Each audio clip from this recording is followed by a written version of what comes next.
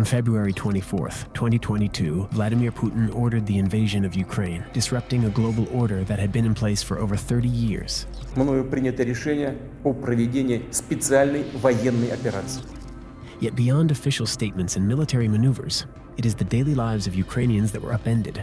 How did a people, already scarred by years of conflict, prepare to confront one of the world's largest armies? In January, as the United States sounded the alarm about an imminent threat, many Ukrainians remained skeptical. For most, the prospect of war still felt unreal. But for some, its approach was sensed with growing intensity. Я, як людина віруюча, як служитель Церкви Христової, я все-таки дуже вірив, що війни не буде. Так, я відчувала, що підкрадається велика війна. Я розумів, що за декілька годин відбудеться пряме, повномасштабне вторгнення. Я прийняв рішення, що треба йти захистити свою країну. І було зрозуміло, що ми дамо їм відсіч, тому що вони зробили величезну помилку.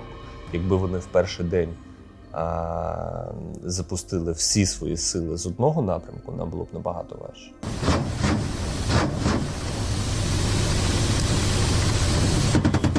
For many, the shock of the invasion marked a decisive turning point. Confident of a swift victory, Russia made strategic errors that allowed Ukraine to mobilize its forces and organize its defense.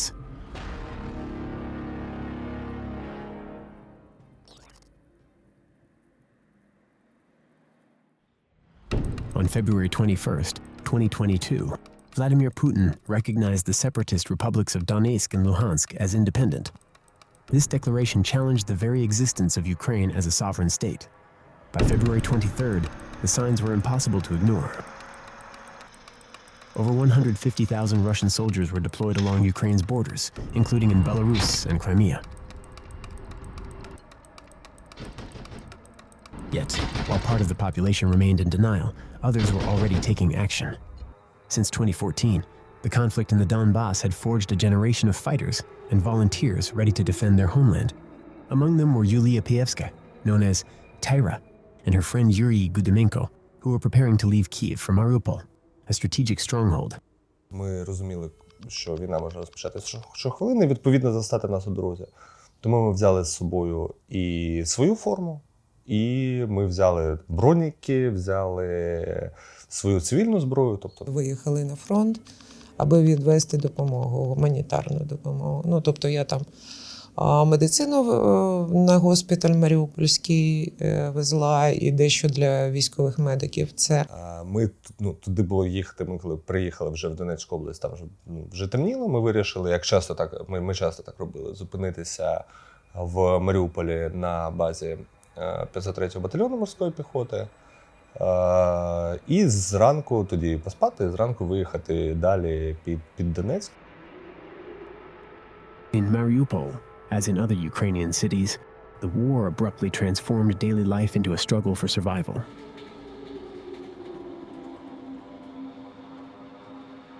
In Kharkiv, near the Russian border, Father Vassili was awakened by the sound of bombardments.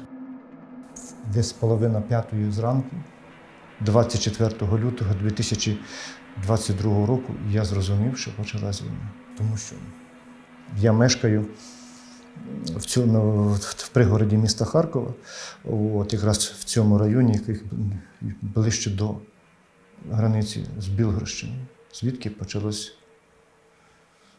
почався напад росіян на Харківщину. І половина п'ятої, десь біля п'ятої, це була ніч, ми почули відлуння артилерійських залпів. І я зрозумів, що почалася війна.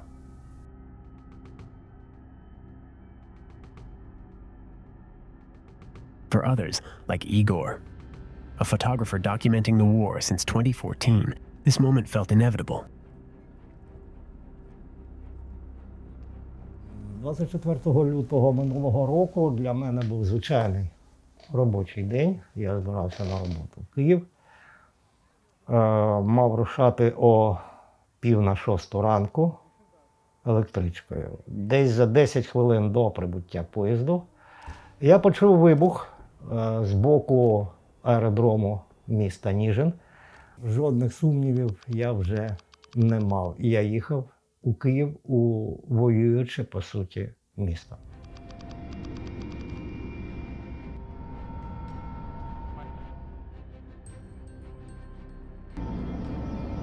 On February 24th, 2022, Vladimir Putin announced the launch of a special military operation. His stated objectives: to demilitarize and denazify Ukraine. However, behind this rhetoric lay a well-defined strategy. The Russian invasion unfolded on three main fronts. From the north, aiming toward Kyiv. From the east, targeting the Donetsk and Luhansk regions. And from the south, advancing from Crimea. Faced with this massive offensive, Ukraine declared a state of alert. Panic gripped the population, but soon another movement emerged. That of a people determined not to surrender.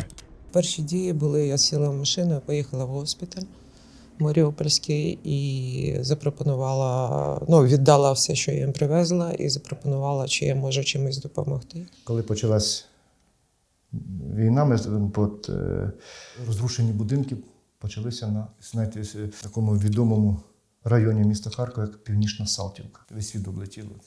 Коли почалися обстріли, почалися перші розрушення домів, звичайно, люди почали евакуюватися.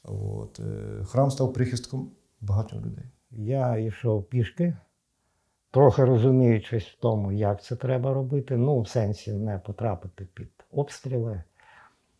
Я знав, де можна йти, де не можна того робити. Я дочекався моменту, коли танки через містечко Бобровиця, російські танки, я маю на увазі, колона танкова пройшла, я пройшов за ними слідом, дістався свого села. І практично місяць я був у себе вдома, перебуваючи в такому оточенні, це можна називати оточенням, бо і попереду, і позаду були російські війська. Ми повернулися з Донецької області на третій день війни. У мене був контракт з Київським батальйоном територіальної оборони, він тут формувався. Я прибув до нього з дозволу командира 503-го батальйону морської піхоти. Він, на жаль, загинув тоді через місяць. Я прибув сюди. Внаслідок деяких причин мене не перевели до саперної роти. І разом з саперами ми захищали Київ. Потім я в складі зведеної групи воював в Ірпені на межі з Бучею біля ТРЦ «Жираф».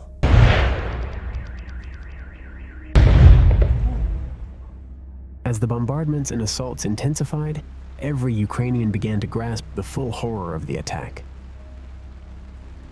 In Bucha, northwest of Kyiv, the first images of civilian massacres surfaced.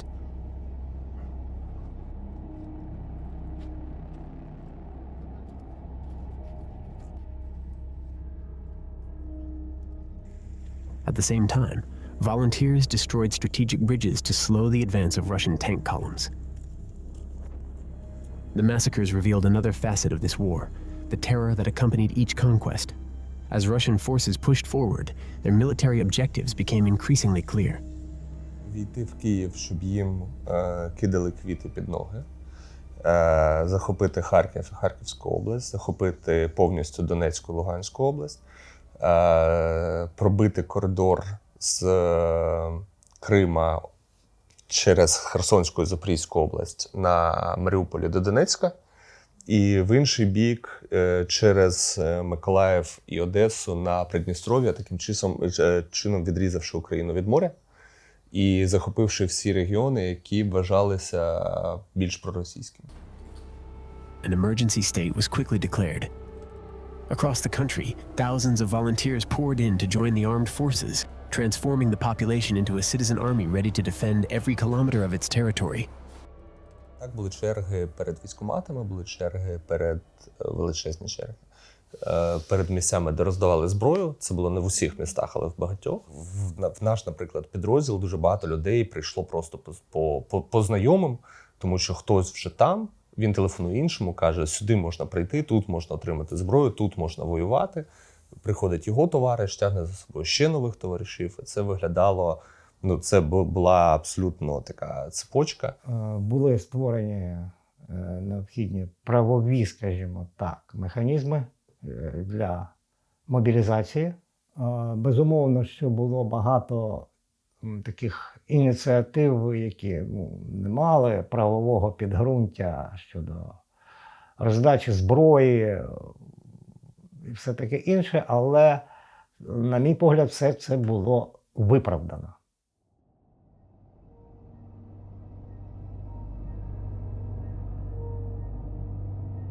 From the outset of the conflict, the Verkhovna Rada passed laws extending martial law and instituting a general mobilization, enabling a structured response to the aggression.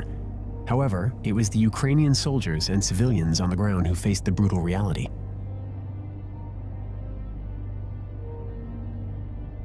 Despite Russian predictions of a swift victory, the fierce resistance of the Ukrainians, combined with harsh winter conditions and insufficient preparation by Russian forces, prevented them from reaching Kyiv within days. This turn of events altered the course of operations, forcing the Russian army to shift its focus elsewhere. On March 2nd, a rocket struck the security service of Ukraine building in Kharkiv, also damaging the Church of the Holy Myrrh-bearing Women, where Father Vassili was celebrating Mass.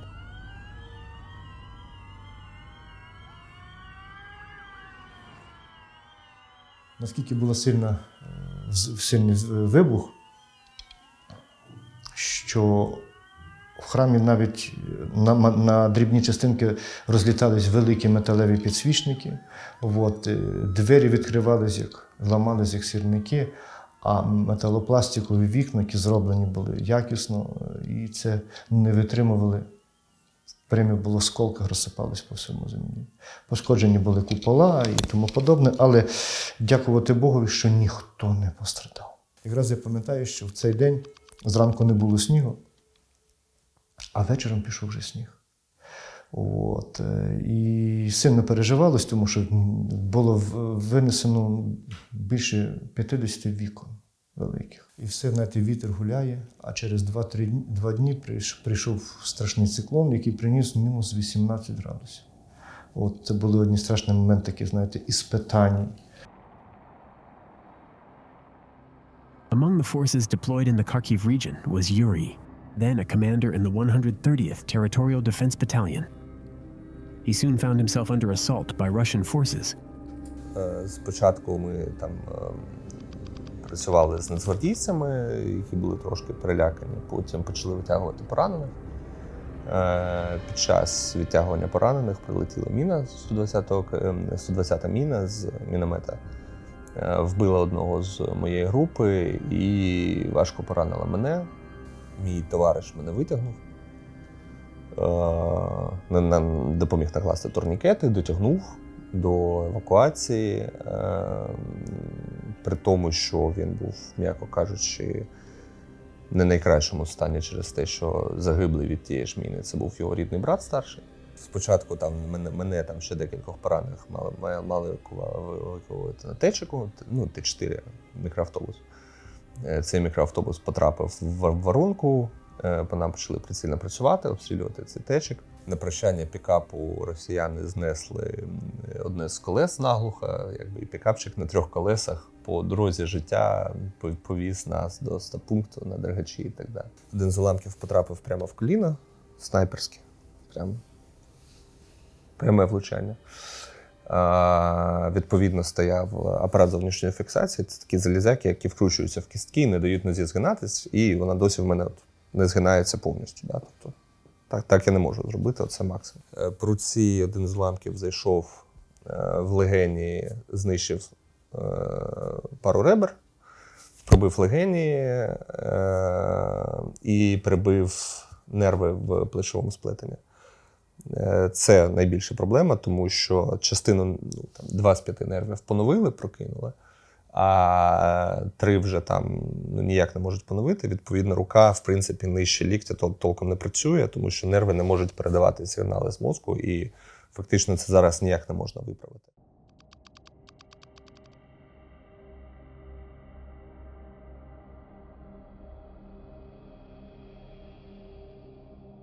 Like Yuri, many Ukrainian soldiers were injured in battles where Russia showed no hesitation in sacrificing its men to gain ground.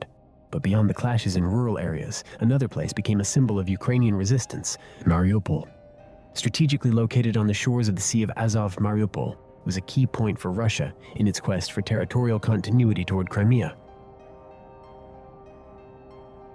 As the Russian military strategy aimed to sever Ukraine's access to the sea, Mariupol became the epicenter of a human tragedy.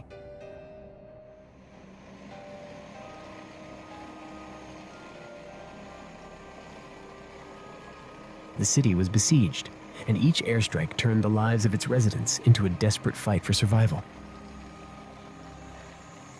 Дуже важко писати, звісно. Їли самі собі, готували їжу. У нас були крупи, у нас були консерви, тушонка. Всього готували, що оставалося у нас. Були дуже великі проблеми з водою, тому що питна вода закінчувалася.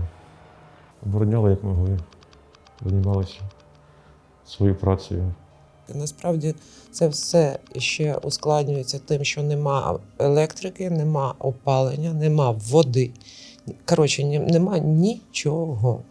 І тільки завдяки там роботі, ну, наприклад, патрульної поліції Маріуполя, міста Маріуполя і безпосередньо командира патрульки, госпіталь був забезпеченим пальним для генераторів. Коли в нас закінчились, ну, практично вже закінчились, знеболюючі, я їздила, шукала. Я у волонтерів, котрі ще були на той час в місті, брала їжу для немовлят, яких у нас в госпіталі вже було на той час.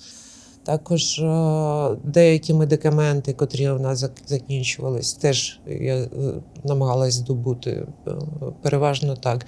Іноді я виїжджала вперед, аби забрати поранених з лінії. Ну, це було не часто.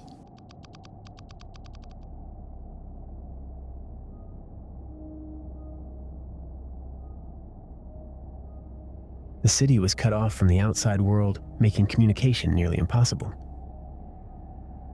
The entire world held its breath as Mariupol became a tragic symbol of the brutality of this war.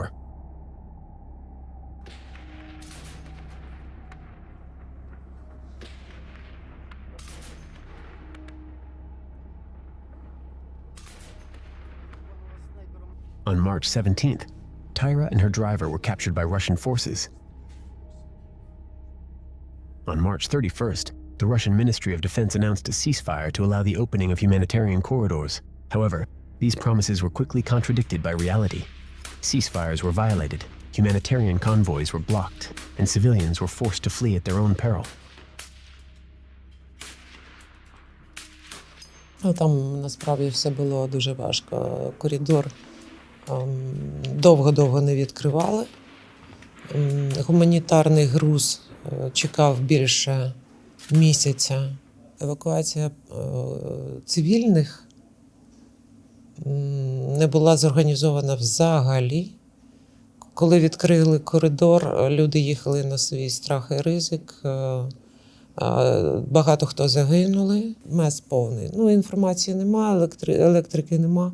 І це все переходить, вся інформація, яка до тебе доходить, переходить в розряд. Одна баба сказала, ну, тобто, чуток. Місцеві жителі були абсолютно розгублені, і багато хто намагався виїхати на свій розсуд і попадали під вогонь російських солдатів.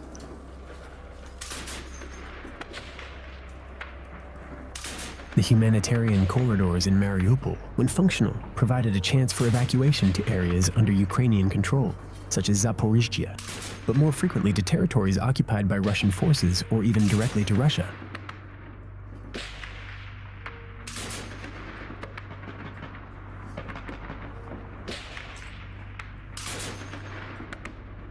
While Taira endured her captivity, Mariupol continued to resist thanks to the unwavering determination of the defenders entrenched in the Azovstal steel plant. This industrial complex, transformed into a fortress of last resort, became a powerful symbol of Ukraine's struggle against the invader. Oleksandr, like so many others, fought to the bitter end in this hellish battleground. After 86 days of fierce resistance, President Volodymyr Zelensky ordered the defenders to cease fighting. Exhausted, the soldiers surrendered to enemy forces. Це десь було числа десь 12 травня, мабуть, десь так, в цих числах. Сказали, що ми будемо здаватися, що десь 3-4 місяці ми будемо в полоні, а потім нас звільнять. Такі умови були. Наша партія вийшла з Азовсталі. Нас всіх повезли в Єреновку, а 15 червня нас повезли в місто Свердловськ Луганської області в колонію 38, де я там пробув до березня цього року.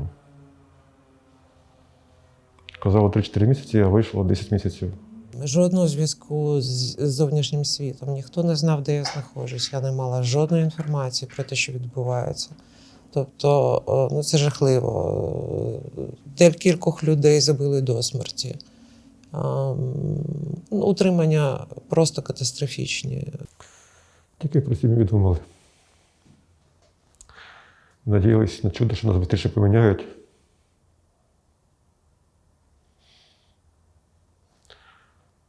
І друг друга підтримували, як могли, тому що там, якщо без друзів там бути, дуже важко, можна озгами поїхати. Підтримували кожен друга. Тому що це дуже важко. Даже слушать не буду. Дома не надо мне ни фактов, не надо ни... After 3 months of captivity for Taira and 10 months for Oleksandr, prisoner exchanges between Ukraine and Russia finally began to take shape. These processes, often lengthy and complex, sparked both hope and anxiety for the detainees and their families alike. Ні, ніхто нічого не предупреждав. Просто нас ввечері пошикували. Наглядач в списку читав прізвища, сказав на 3 хвилини часу зібратися, шикуйтеся за бараком, на центральній дорогі. Нас погрузили, нам зав'язали очі, зв'язали нам руки, завели нас в вантажну машину, сиділи ми на підлозі. Їхали ми десь приблизно десь 11 ночі, з 3 до 5 ранку десь ми їхали. Приїхали на якийсь аеродром, потім нас знову перемотали, вже дуже сильно перемотали і руки, і очі повністю, що аж дуже больно було. Погрузили в літак. Вроді казали, що на обмін, а хоча якось все одно страшно було. Тому що їм взагалі довіряти не можна нікому. Вони можуть обманути.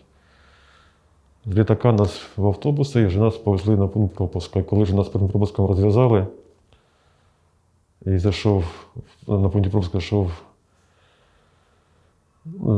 людина в формі, і ми бачили, що вже на рукаві український прапор був.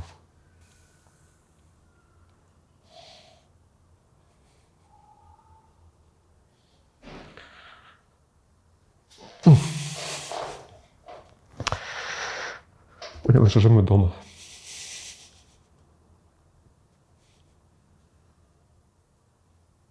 Одразу зв'язалася з сім'єю, повідомила, що я жива. І звичайно, офігела.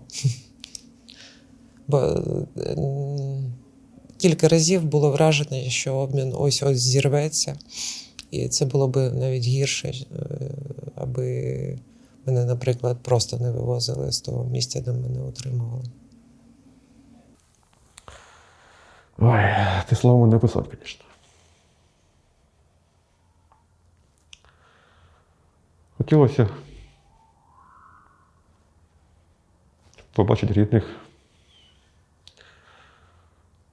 Зразу дружині подзвонив.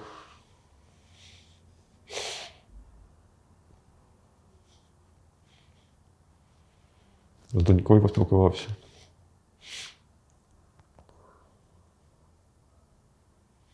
Якось зразу таке було дуже полегшення, що як камінь з плечі впав, що якось цей тягар закінчився, вже якось робота легше стало. Що вдома і з дома.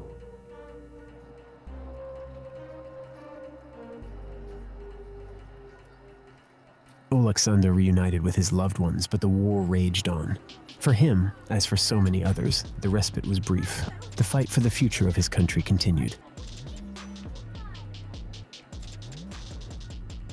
Far from abating, the war descended into prolonged battles, redefining the concept of resistance daily.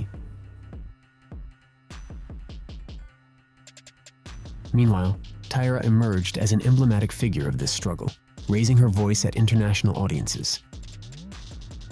Why has this war, heralded by Moscow as a swift operation, stretched into a protracted conflict Vladimir Putin likely never anticipated? У 2014 році уряд Росії на чолі з Путіним розраховував на створення так званих народних республік. Були спроби в Харкові, були спроби в Одесі, і він намагався, так би мовити, підпалити весь південь і південний схід України. Він був просто не готовий для такого вторгнення. Він розраховував зробити те саме, тільки більш такими м'якими, скажімо так, засобами.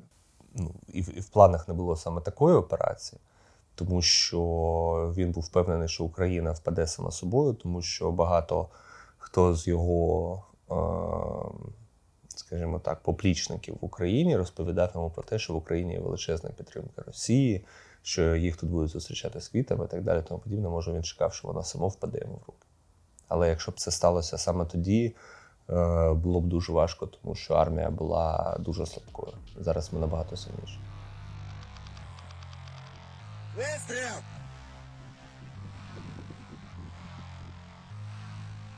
As the conflict intensified, Ukraine, bolstered by Western arms deliveries, launched counteroffensives to reclaim lost territory.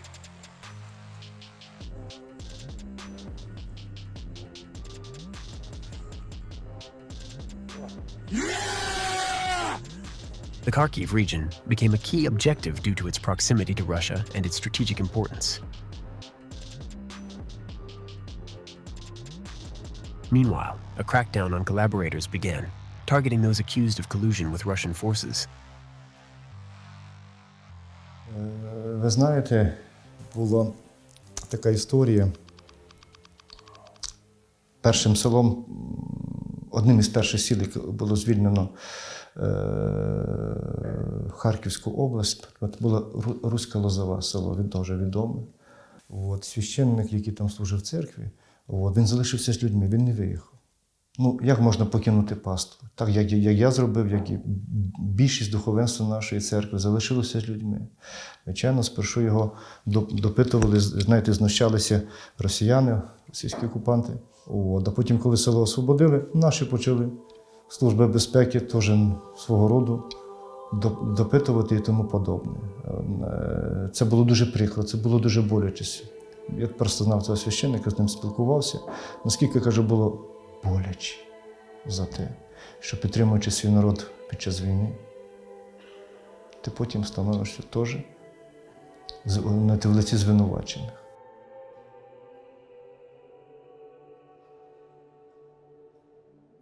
Father Vassili, whose brother resides in Russia, also found himself suspected of collaboration. The internal fractures, exacerbated by the war, highlighted how identities and allegiances had become crucial issues in a conflict that was tearing families apart.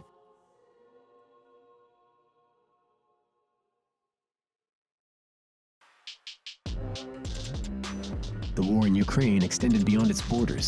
Russia sought to establish a land corridor to Transnistria by bypassing Odessa. Transnistria emerged as a key link in Russia's strategy to expand its influence in Eastern Europe. In April 2022, incidents such as explosions and attacks on infrastructure heightened tensions in the region.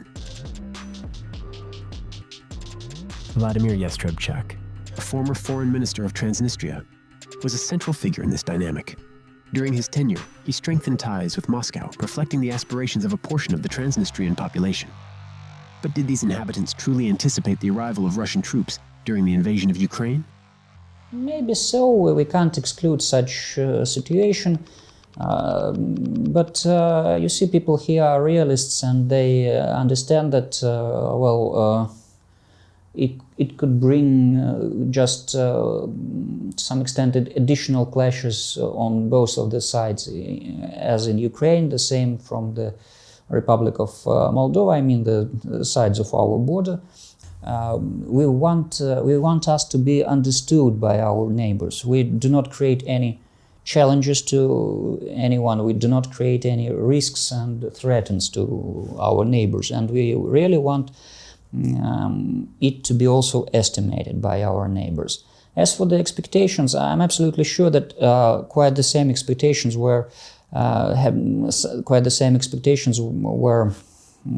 also with some people in Odessa region, and it's not a secret that there are such expectations in Odessa region, in other regions, including Ukraine or even the Republic of Moldova. Avec la percée que l'armée russe avait faite les premiers jours vers Kiev, vers le sud, tout le monde craignait que Odessa allait céder, et une jonction entre l'armée russe et la Transnistrie et les 22 000 tonnes d'armement de Tiraspol qui se trouvent là, donc vont faciliter l'accès des Russes sur le territoire moldave. Et finalement, c'était ça le projet de l'armée russe, du Kremlin et de Poutine. Il voulait refaire la nouvelle Russie, Novorossia, qui inclut la Transnistrie, cette zone séparatiste. Et bien sûr que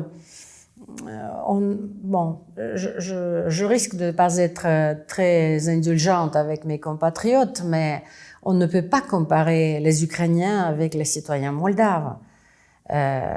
Si jamais la guerre éclate ici, croyez-moi, on aura beaucoup de mal à mobiliser les réservistes pour combattre du côté de l'armée moldave. Tout le monde va sortir ses passeports roumains et tout le monde va s'enfuir en Roumanie parce que c'est l'Union européenne et c'est l'OTAN. Moldovan citizens often view Romania as a potential refuge, a place where their safety could be assured thanks to deep historical and cultural ties.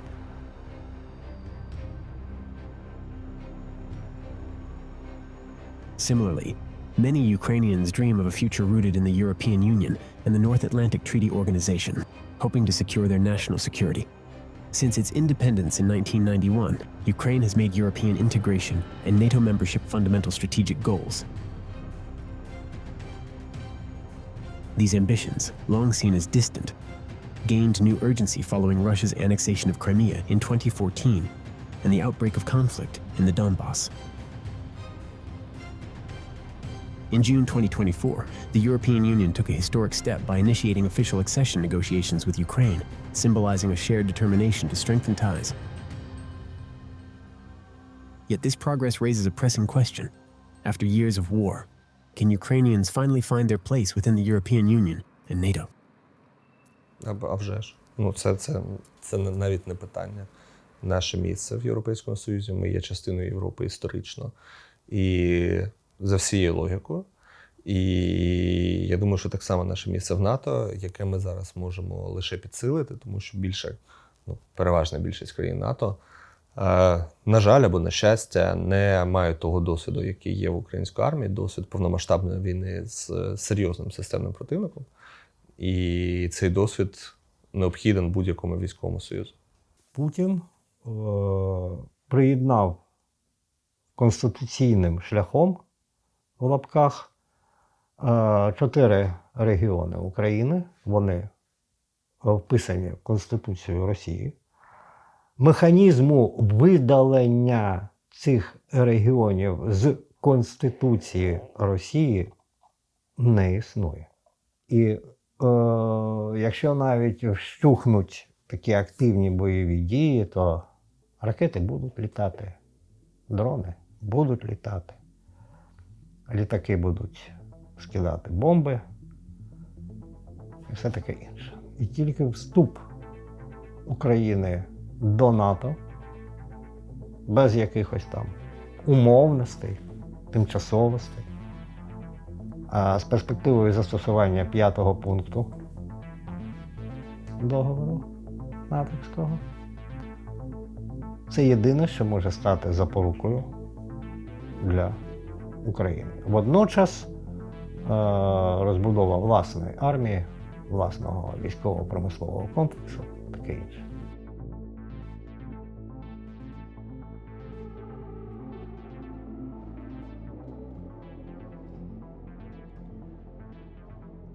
The desire to join these alliances is not merely a political aspiration. It reflects a profound need for protection, belonging, and hope for the future. However, the challenges remain immense. Ukraine's economy, severely weakened by the war, and its exhausted population must still overcome numerous obstacles to meet the rigorous criteria of these organizations. NATO membership, in particular, remains a contentious issue. Accepting a country at war would directly involve the alliance in an armed conflict with Russia, a prospect many member states are keen to avoid. Bien sûr que la population elle cherche une solution salutaire. Et dans ce moment très crucial, très difficile, les Ukrainiens regardent, donc dirigent leur regard vers l'OTAN comme vers un Dieu qui va pouvoir les délivrer de ce fléau qui est la guerre de la Russie contre l'Ukraine, vous comprenez? C'est pour ça que donc les gens, ils pensent dans des termes mathématiques. C'est difficile de les convaincre de dire que bon, il y a une bureaucratie. Pour devenir membre de l'OTAN, il faut remplir telle ou telle condition, 2% du produit interne brut qui doivent être versés. Est-ce que vous êtes prêt à le faire? Est-ce que vous êtes... Donc là, c'est une psychologie populaire très justifiable. Donc ils veulent que cette guerre se termine. Et là, ils disent qu'ils par eux seuls, il est difficile d'envisager la fin de cette guerre. It seems to me that the colleagues, at least in Ukraine, who speak about NATO, they put the cab before the horse. I'm not sure that anyone is going to provide the membership for Ukraine in the situation of continuing military clashes or open phase of the military conflict. It's an illusion for themselves, for the local population, just to justify their diplomatic or other efforts. Look, we just need to be patient for some time and then we will get happiness. No, you won't get happiness. In the period of the open military conflict, you won't get happiness. And you shouldn't cheat your own population. The 2022 invasion transformed far more than international alliances. It revealed an unyielding resilience embodied by Volodymyr Zelensky. A former comedian turned head of state, he now unites a nation around a common cause.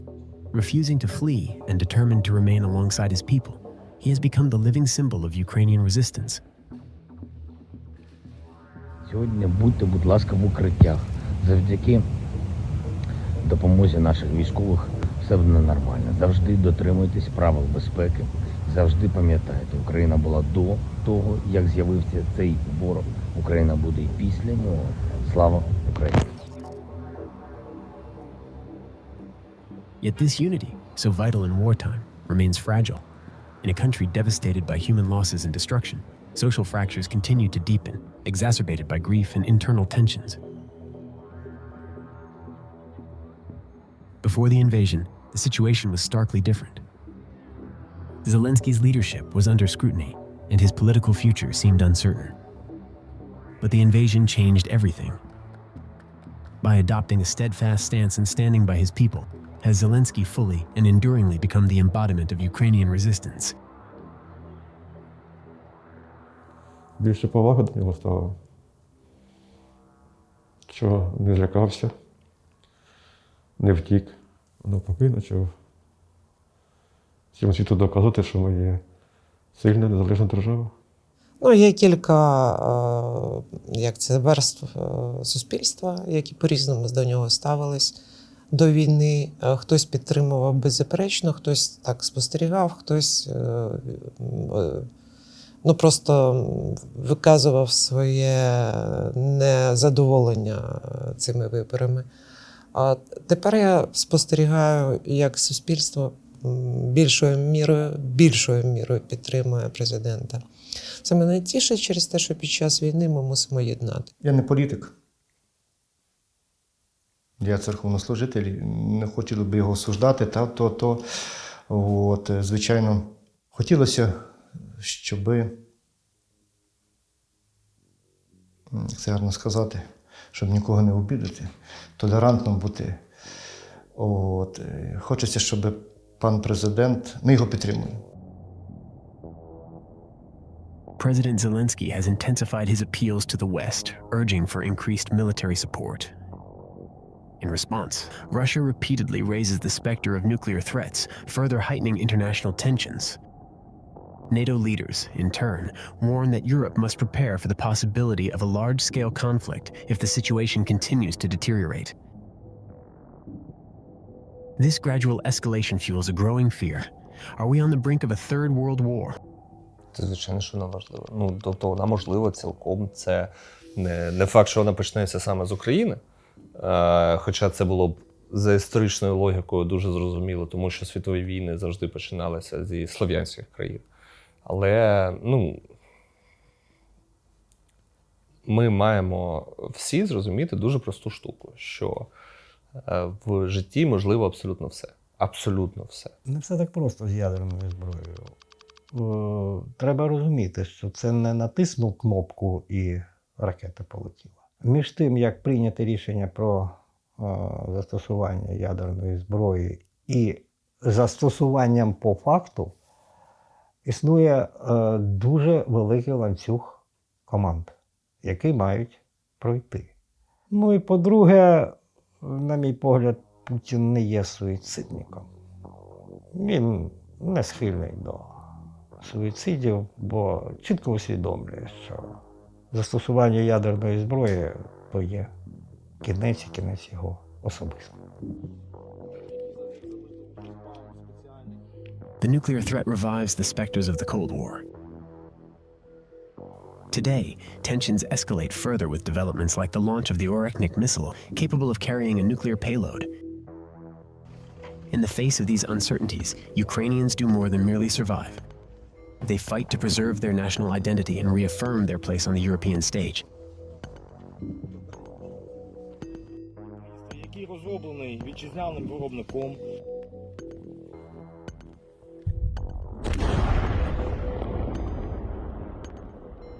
L'Ukraine est le seul pays qui fait la guerre contre la Russie. Dites-moi quel est le pays membre de l'OTAN qui a fait la guerre contre la Russie? Aucun. Oublions la Seconde Guerre mondiale, je crois qu'avec la guerre de la Russie contre l'Ukraine, c'est déjà une autre mémoire des guerres qui s'installe. Avec cette guerre, je crois que la nation ukrainienne vraiment s'est affirmée comme une nation européenne très très puissante, avec beaucoup de dignité. Et surtout après cette guerre, je crois que l'Ukraine va pouvoir se transformer dans un pays puissant de point de vue économique, mais également de point de vue de la légitimité, un pays très très bien axé et formé sur ce que signifie la sécurité et le combat. For Ukraine, this conflict is reshaping the contours of its collective memory. But how far can this war reinvent Ukraine's role in the world? These upheavals also raise a crucial question in this context of a struggle for sovereignty. What defines the boundaries of victory? Ідеальна перемога – це наші кордони до 2014 року. Тобто Крим і Донбас і Луганська область. І репарації, звичайно. Росія мусить відповісти за всі ці злочини, що вона принесла ці гроші, і юридична, і кримінальна відповідальність за все, що робиться на нашій землі прямо зараз.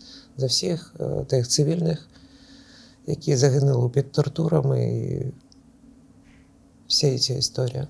Йдеться про те, чи бути Україні взагалі, чи не бути. Чи бути в українській нації, чи не існувати взагалі. Тому у нас немає іншого варіанту або перемогти, або загинути. Дай Боже, щоб прийшов той мир. Це найзавітніше бажання всього українського народу і нашої церкви в тому числі. Молимося, щоб Господь якнайскоріше прислав мир, щоб не гинули люди. Щоб зберігалось, життя, бо я ще раз повторюю, життя – це найбільший, найцінніший дар Божий, який дає Бог людині. Я думаю, що прийде час, все рішиться. Але би тільки бо настав мир. Ceasefire agreements like Minsk I and Minsk II had already attempted to lay the groundwork for de-escalation in 2014. However, their failure became emblematic of the deep-seated tensions between Ukraine and Russia, with each side accusing the other of non-compliance. These incomplete agreements underscore a fundamental question. Can there be dialogue without concessions? Or does peace inevitably require some form of compromise? Sooner or later, it seems to me that they would come to it. They would come to the necessity to cooperate, to communicate, because there are a lot of links, there are a lot of issues of mutual interest. But at the same time, we hear a lot of rhetorics, controversial rhetorics. If it is finally left aside, so it would be much easier and much better for these relations. But I think that they will have to find common language. The war in Ukraine has inflicted immense human losses and unspeakable suffering, leaving families grieving and communities shattered. Before the invasion, this cemetery was nothing but an empty field. Today, bodies are buried here daily. How can these sacrifices be transformed into a foundation for a future where peace and justice might finally coexist? У мене бабуся пережила Голодомор. І я завжди дивувався, як так сталося, що в домі постійно запаси їжі. Постійно. І вона постійно на нас сварилася, що ми щось там не доїдаємо чи їжу викидаємо. Да? Це її травма, травма її покоління. Травма моєго покоління, вона в тому, що в машині тепер завжди буде запас бензину, в будинку буде каністра, в мене буде генератор, всі заряджені батареї, у мене буде зброя. Так буде завжди, і я думаю, що мої онуки будуть дивитися на мене так само, як я в дитинстві на бабусю, але буде так. Не повторюйте помилок попередніх поколінь. Війна – це дикість, тим більше такого роду війна, яку ми маємо зараз тут. Я думаю, що це остання війна такого роду на планеті Земля. Головне вірити в життя, не здаватися, триматися, боротися. Німецький поет Гете сказав чудові слова. Пробачте, буде російською мовою. Лишь тот достоин чести и свободы, что каждый день за них идет на бой. Мусить бути прощення, розумієте, бо якщо не буде прощення, важко нам тоді буде жити і будувати майбутнє.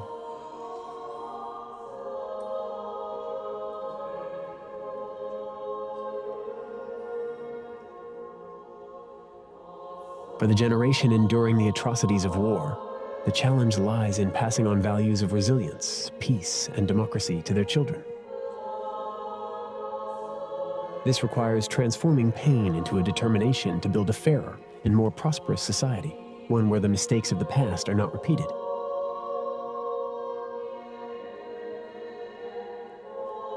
Ukraine has already achieved a vital victory. It has not surrendered to the invasion and has pushed back a formidable enemy. Ukrainian identity is asserting itself with renewed strength, fueled by the fierce will of a people determined to rise again.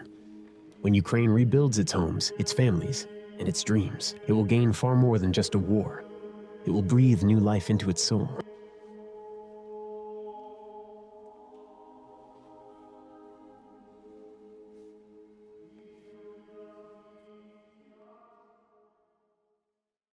Завтра зранку ти відкриєш очі. Розпочнеться День Незалежності. Ти відкриєш соцмережі і побачиш речі, що стали звичними для тебе і дивом для всієї планети. Ти побачиш, як твої друзі, скинувшись, купують щось для фронту. Або гуртом відбудовують чиюсь зруйновану вибухом домівку. Або рятують котиків зі згорілих селищ. Ти побачиш чергове відео від наших військових, які танцюють і жартують там, де будь-хто у світі плакав би. Ти побачиш світлини із пекла і людей, які в цьому пеклі стали найнебезпечнішими за усіх чортів. Ти вийдеш на вулиці і в черзі за кавою будеш стояти між військовим, який ще позавчора клав воги на ворожу піхоту, і лікарем, який у лютому оперував поранених 2,5 доби поспіль, після чого трохи покимарив в кабінеті і продовжив працювати на ентузіазмі, никотині і словах «так треба». Ти повернешся додому і заглянеш у дзеркало. Ти побачиш там людину, яка знає, як виглядають шрами на душі. Ти пам'ятаєш, звідки кожен шрам. Цей шрам та ракета, що рознесла будинок за 2 квартали. Цей перші фото з Бучі, цей Азовсталь, цей кум, що не повернеться з-під Бахмута. Так виглядає незалежність. Вона не у віршах, не у співах, вона у діях, у вчинках людей. А вчинки – це завжди шрами. Завтра зранку ти відкриєш очі. Розпочнеться День Незалежності. За 2 дні зранку ти відкриєш очі. Розпочнеться День Незалежності.